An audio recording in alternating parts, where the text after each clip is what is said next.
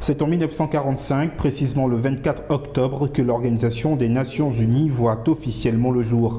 Mais avant d'aboutir à une telle résolution, plusieurs étapes se sont enchaînées.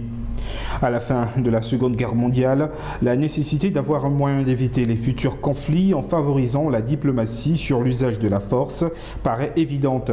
C'est pourquoi, d'avril en juin 1945, se tient à San Francisco une grande conférence réunissant 51 pays où est votée à l'unanimité la Charte des Nations Unies instituant la création d'une Assemblée mondiale où tous les pays du monde seront représentés. Mais l'idée n'est pas nouvelle et succède à une première tentative d'organisme international, la Société des Nations, basée à Genève.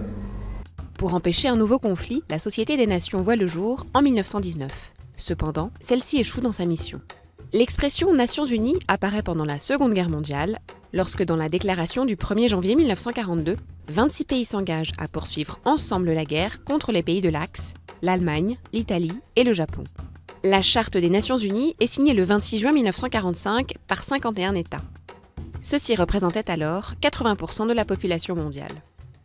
L'ONU est instituée le 24 octobre 1945, après la ratification de la Charte.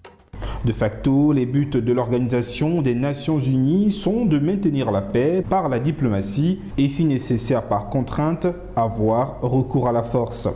Développer des relations amicales entre les nations, favoriser une coopération internationale et enfin, encourager le respect des droits de l'homme. C'est seulement à partir de 1950 que l'ONU s'installe à New York.